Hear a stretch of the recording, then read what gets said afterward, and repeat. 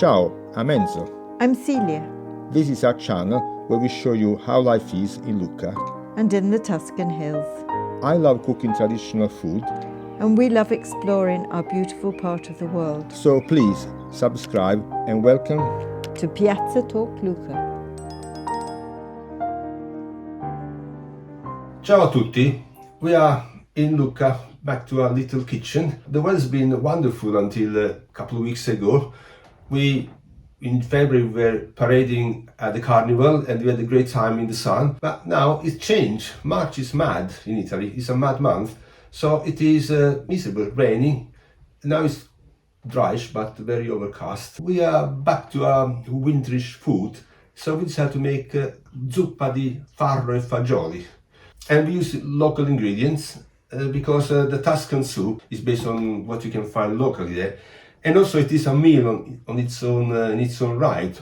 It's not just a starter or a little soup. It is quite solid and it's peasant food. So it means that you need to have a lot of energy for your day in the countryside. These are the ingredients. First of all, the two, we'll say the king and the queen. I don't know who is the king, who's the queen here. Protagonists. The protagonists, yes, of the soup are Farro, which is the grandfather of wheat, and it's an ancient cereal used by the Romans. But if you can't get that, you could use spelt or barley, and Fagioli, beans. I got red beans here. And you could use a tin if you were. Yes, and olive oil for the final touch. And I'm using also good vegetable oil to start us because olive oil is becoming very expensive. So we want to have olive oil at the end when you can enjoy it properly. And get all its best nutrients. Best taste and goodies. So it's better to spend more and use it raw on the top rather than cook with it. Yes. If you're trying or on a budget. Then we have Lardo. It is a pork belly lard. This one is cured and gives a bit of oomph. But you could do it without if you wanted a vegetarian or vegan version. Yeah, absolutely. And you need a bit of tomato. I used the tomato passata, tomato puree.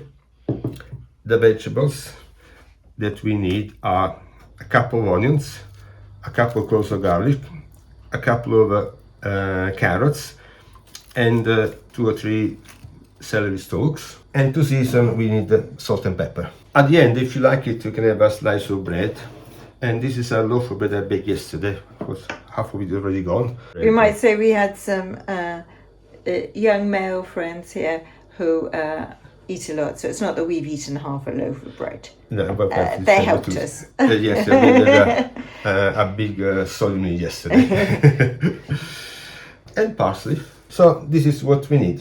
I forgot a couple of bay leaves. Okay, the beans.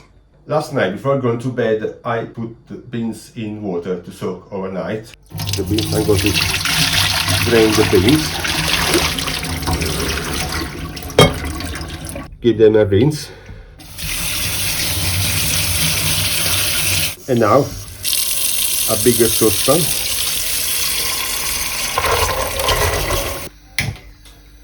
And bay leaf. We bring it to the boil and then we simmer it 45-50 minutes. If you cook your recipe with the dry beans, check the manufacturer's instructions. This is just a little aside while the beans are boiling. I miss my land when I'm in town and I like to surround myself with plants, particularly herbs and things. On the internet they said you could grow a leek, and leeks in Italy for some reason that I've never understood are rather expensive, from cutting off the end of the leeks. So when we had the end of the leeks, I tried this and hey presto, look, they're growing. I'm amazed. But how many times can you do it? Who knows? Has anybody else done this and had success? It seems like such a fun thing to do if you don't have a garden. It's nearly boiling now, and in a minute we turn it down to simmer it. While the beans are cooking, I'm going to prepare the base, the soffritto, the soffrittino, which is a Tuscan thing. It's basically carrots, onions, celery, and I also add the garlic and parsley stalks.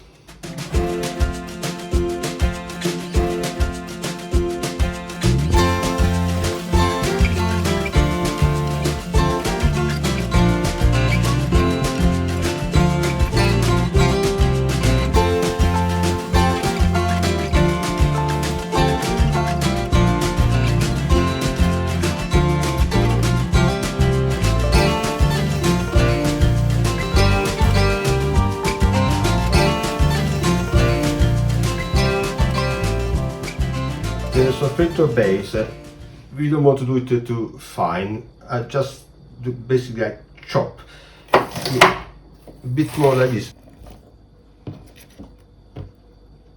And now we want to get a little bit of lardo. So this is cured lardo from local producers there. So what I do here, I cut this bit here. I remove the skin here because it's hard, but I'm going to cook it. And I got to use a small piece there. Now, if you don't have this lardo, you can use a piece of prosciutto or ham or pancetta, anything you have. Oh, if you like a vegetarian, bigger version, don't use anything. It's very good anyway. Okay, I think that is enough. And you can put as much as you like. I think I kind of miscalculated the amount of stuff I'm going to put in a saucepan. So I prepared this saucepan here, but I'm going to get a bigger one, which is not probably what you need for the soups, but will do the job. This is more for stew, I would say. So I cover the bottom of the pan with vegetable oil. In this case I use sunflower oil. But if you can get, or you have your own olive oil, use olive oil. Yes. Sadly, we didn't get any this year from our trees. Now let's heat oil.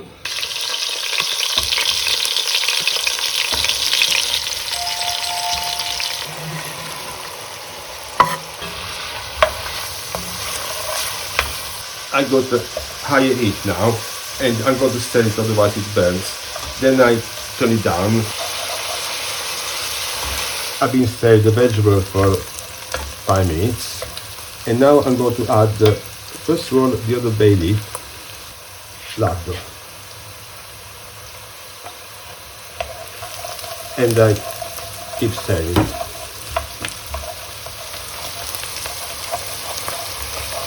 So the lardo starts now melting, and the reason why I put it later, because if I put it at the beginning it burns, so we're not making a carbonara, so we want the flavor.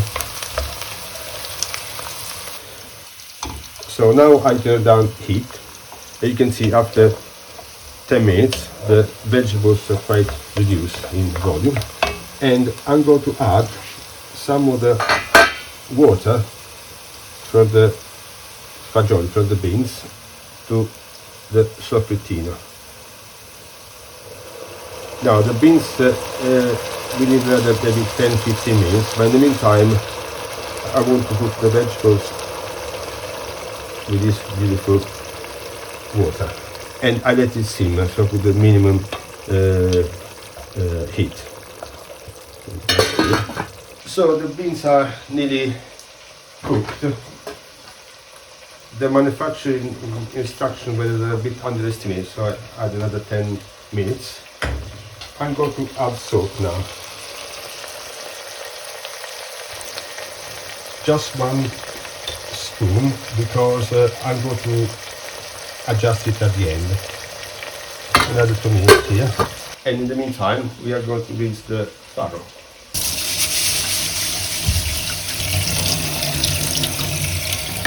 Now I want to add a little bit of tomato puree, passata. Just stir it.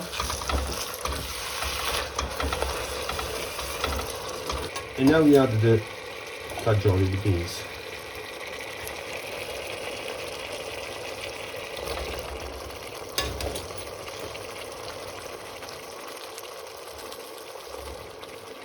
And we need the beans water, because we are going to cook the farro in the beans water.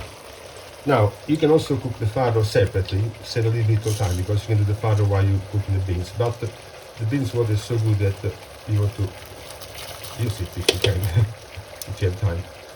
But of course, if you have tinned beans, you don't have the water. No. If you have tinned beans, the best thing to do is to use a vegetable stock. So can you even do yourself vegetable stock, just put in a few carrots, an onion, and celery, boil for half an hour, 40 minutes, so you make your vegetable stock. Or sometimes we do the same. We get some organic stock cubes. Life is real. Sometimes you just have to, you need something quicker. Yeah. Okay. So now the farro has cooked for 25 minutes.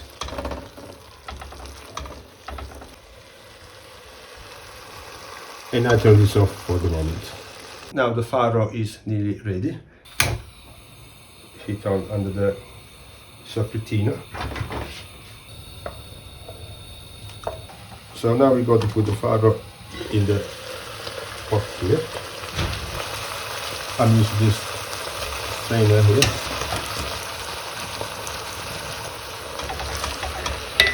Water.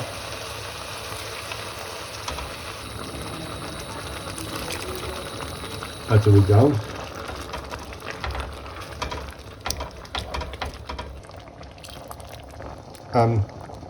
Taste it, see if it needs more salt. Tiny bit more. Ground pepper. I like to add a little bit more water. Okay.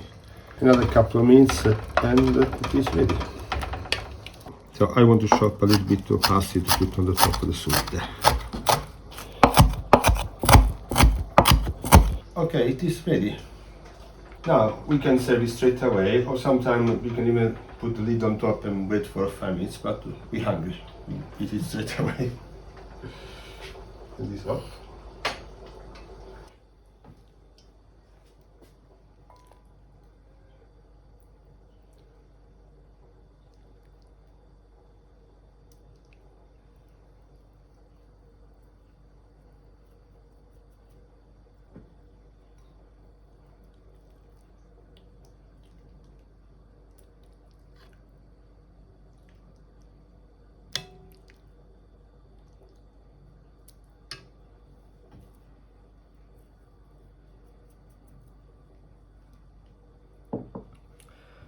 You might like a little bit more ground pepper.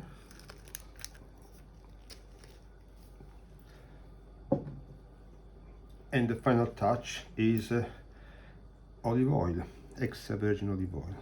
So this is the best way to eat olive oil. So raw on soup or whatever you like, on pasta. Let's have a lunch. And we might like a slice of bread, homemade bread. This is one of my favourite Tuscan dishes, but I'll be very kind and let you do the eating. Well, that's your bowl ready for you. So this is really one of my favorite dishes as well. It's so good. First of all, it's an earthy dish. I find it nourishing. You got the farro, which is beautiful, the texture is wonderful. The beans and the vegetables, it's kind of perfect combination. Now, in our case, I did not put vegetable stock, but we don't need it in this case because I used the water from the beans, which is as good as vegetable stock. But again, if you don't have it, you can use vegetable stock. If you want to cut the time, the cooking time, then you can boil the farro separately at the same time when you do the beans and join things together. And also the bread. Now, this is our bread, and Tuscan bread is without salt. In Lucca, most is with salt, but if you go in central Tuscany, you get it without salt. My bread is a kind of compromise, it's with less salt. We miss very much the days of the carnival, where let's say 3 weeks ago we were parading in the Viareggio, where we arrived on the float, and then we saw the entire parade, the carnival with all the floats, and we loved every single moment. I think we particularly loved working with them. I think that was Also the most that, fun yes. bit. And also Sarah and Mike, of course, from Materially Speaking. But Yes. just being in the hangar with the Le Bigre family was just such an amazing experience. And it's quite hard just to be back at work on the land and doing everyday work. We love it too, but the thing is that we had such a wonderful time in Viareggio that probably we live in nostalgia all the time. We had to think of next year now. And you had also had a great time with Julia interview here for the how to pack your capsule. How do you call it? Capsule? Wardrobe. Capsule wardrobe for spring. Yeah, she had some great ideas of how to just put a little suitcase together for one's Italian trip, or just to keep up in the mart when one lives here. So it's the time that you eat your soup before it gets too cold. Thank you for allowing me. So, buon appetito. Buon appetito. Truly, truly, truly delicious. And it is about to rain outside as well, which is why the light's suddenly gone dark, if you wonder why.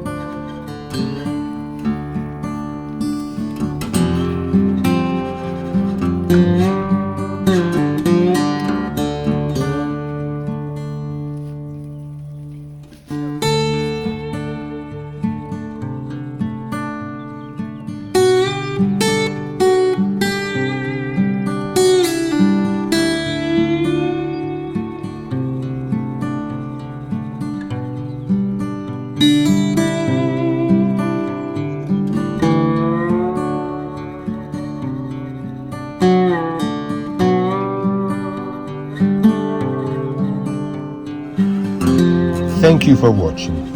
If you enjoy our videos, please subscribe, leave a like and activate the notification bell. You just need a Google account and it's free. It helps our community enormously. Thank you very much.